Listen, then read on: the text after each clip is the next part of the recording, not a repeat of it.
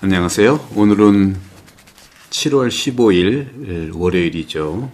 마태오복음 10장 34절에서 11장 1절의 내용인데 계속해서 사도들에게 이제 주님께서 이제 말씀을 하시죠. 세상에 평화를 주러 왔다고 생각하지 마라. 평화가 아니라 칼을 주러 왔다. 그러면서 이제 식구들이 갈라서고요. 원수가 된다는 거죠. 그러면서 아버지나 어머니를 나보다 더 사랑하는 사람은 나에게 합당하지 않다. 이런 그 말씀을 이제 지금은 저도 깊이 이해할 수가 있겠습니다. 현실적으로 혈연 관계에서는 가장 가깝다고 생각하지만 또 가장 최악이 될 수 있다는 거예요. 여러 가지 특히 돈 문제에 있어서, 상속 문제에 있어서, 권력 문제에 있어서, 왕좌의 난이라든가 상속에 대한 부분들 많이 나타나지 않습니까? 그런 점에서 그 육적인 관계는 영적인 관계에서 배워야 된다 하는 말씀을 하고 있는 거예요. 그러면서 아들, 딸보다 아들이나 딸을 나보다 더 사랑하는 사람도 합당하지 않다고 그랬죠, 나에게. 그러면서 십자가를 지고 따르지 않는 사람도 나에게 합당하지 않다. 제 십자가를 지어야 된다는 거죠. 또 제 목숨을 얻으려는 사람은 목숨을 잃고 나 때문에 제 목숨입니다. 제 목숨을 잃는 사람은 목숨을 얻는다는 거죠.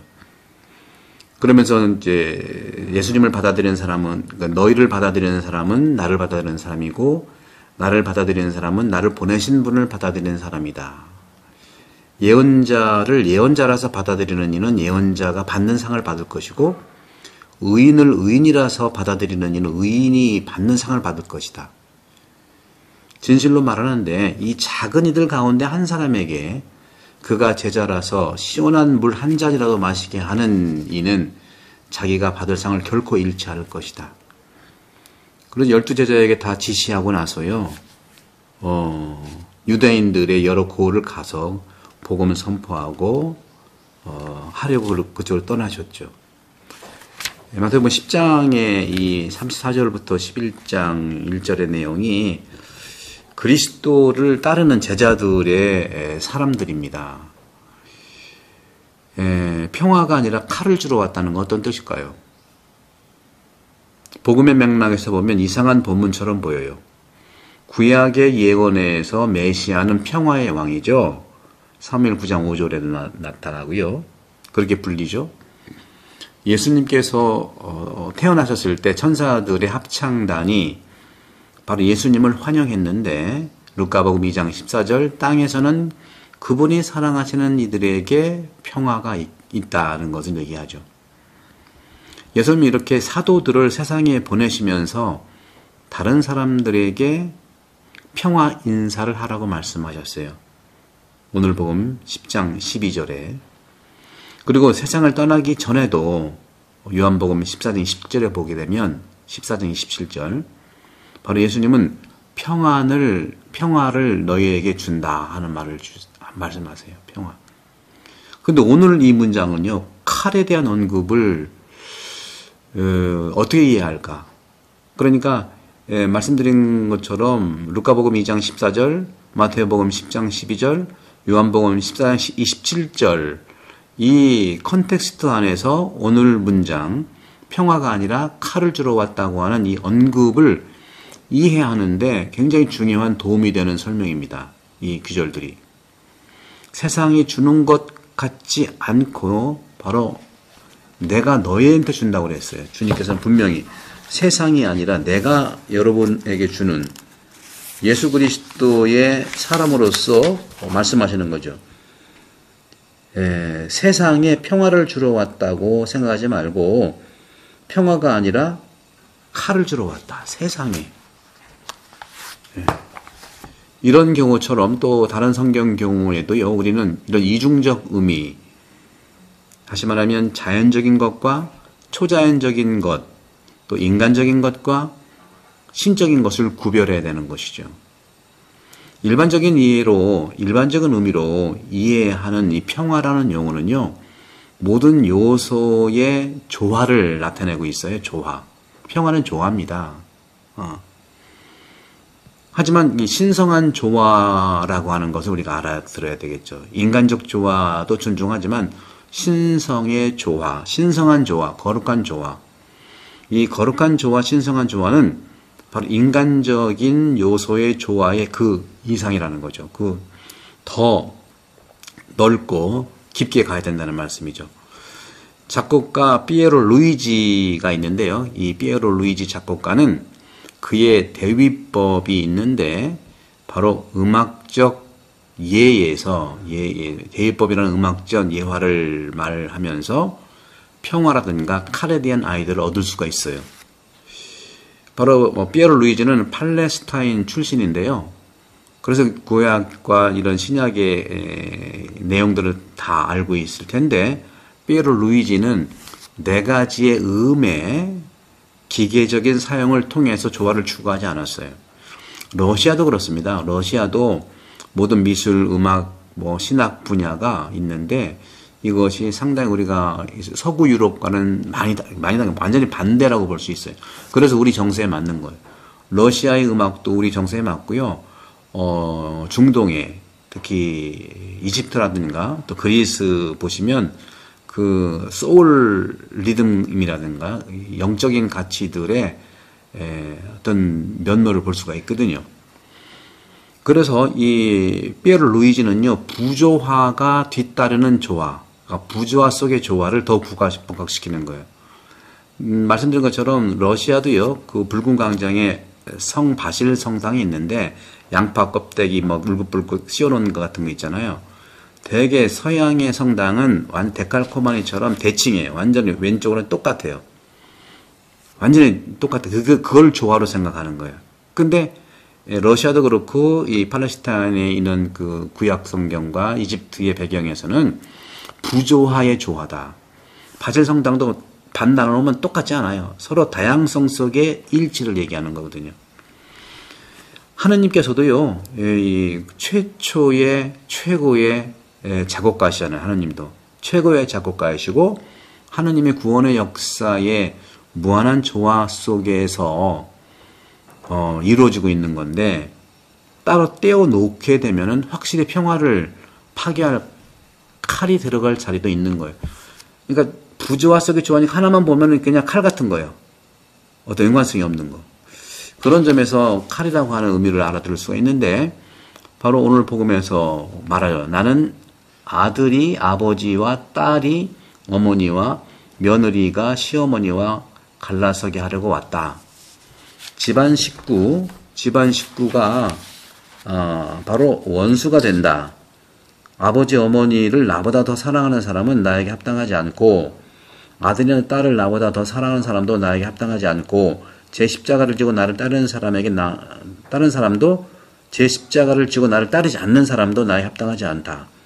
제 목숨을 얻으려는 사람은 목숨을 잃고 나 때문에 제 목숨을 잃는 사람은 목숨을 얻을 것이다. 이런 부분에서 합당하다는 차원엔 조화롭지 않다는 걸 얘기하는 거죠. 고대 수도원의 역사에서 볼 때는요, 우리는 이러한 경고 편지에 적용하는 금욕주의자들도 있었어요. 그 금욕주의자들 예들이 많이 발견되는데요. 키예프, 지금 우크라이나의 그 수도겠죠. 근데 키예프라는 건 우크라이나 수도가 출신이 아니라 러시아 전체가 출생한 것이 키예프예요. 드네프르 강에서 러시아가 생긴 거예요. 1988년에.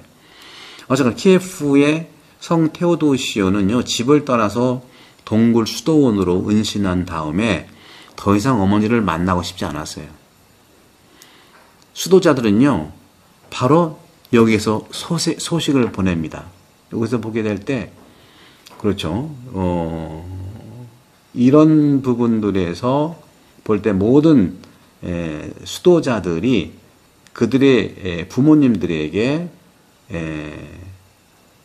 이렇게 말을 하고 있는 것을 볼 수가 있어요. 네. 네. 어떤 거냐면, 이번 생에서 나를 보겠습니까? 아니면 다음 생에서 보겠습니까? 그래요. 이런 말들은, 이런 진실들은 무엇인가 하는 것을 우리가 살펴봐야겠죠. 지상에 속한 모든 것은 하늘에 속한 것의 형상이라는 거죠. 육체의 현실이 바로 영적 현실로 바뀌어야 하고 이것은 가족 관계에서도 적용이 돼야 된다는 거죠. 이것이 오늘 얼마나 현실로 이루어지고 있어요. 아까 서두에 말씀드린 것처럼 가장 끈끈한 혈육기관이지만 가장 원수가 되는 사이도 됩니다.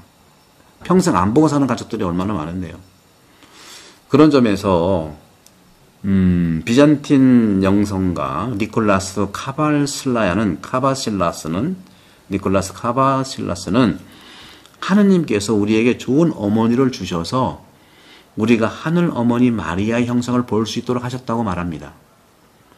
만일 우리가 아버지께 기도하는 방법을 모른다면 육신의 아버지가 있다는 것이 우리에게 무슨 소용이 있겠냐 하는 거죠. 천국에는 누가 있을까요? 부모에 대한 자연스러운 사랑은 하느님의 사랑에 반대되지 않아요. 하지만 둘 사이에 갈등이 생길 경우 우선순위는 하느님의 사랑이라는 말씀을 하고 있는 겁니다. 영적인 거죠. 과연 그런 점에서 오늘 주님께서 말씀하신 대로 서로 갈라진다는 것, 합당하지 않다는 것, 원수가 된다는 것, 가족들끼리. 예.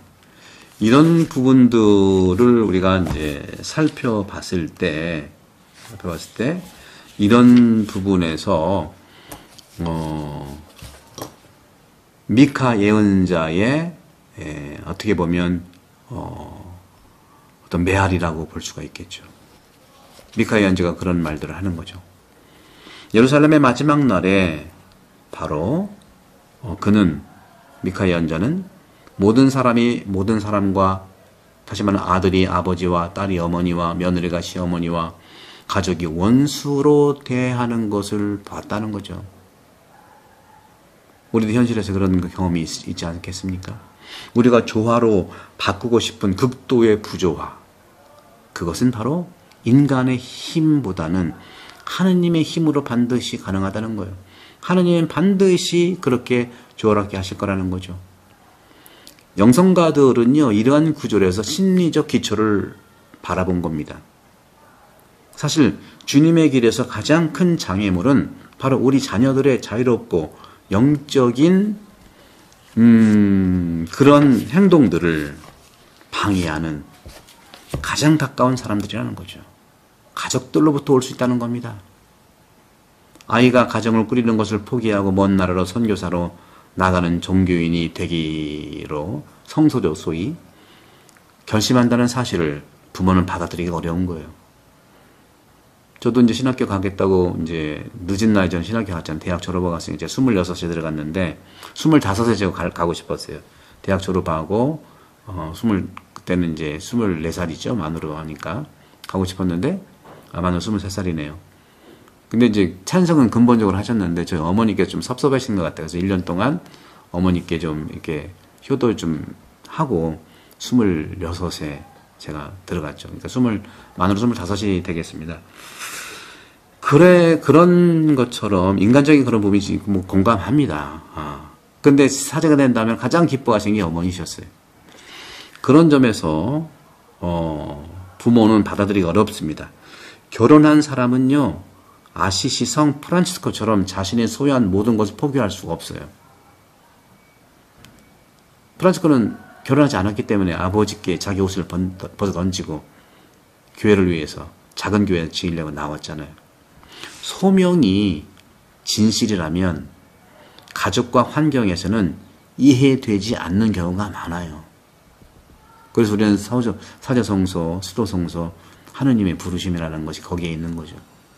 하지만 곧 조화와 일치와 또 화해와 화합이 돌아오게 되어 있어요. 처음에는 성소, 이러한 소명에 대한 방해가 되었던 동일한 가족의 구성원들이 태도를 바꾸면, 저희 경우도 마찬가지예요. 심한 건 아니었죠, 당연히. 바꾸고 때로는 가능한 한 아들의 선택을 모방하는 경우가 있어서 다 신앙생활하고 그런 것이 있어요.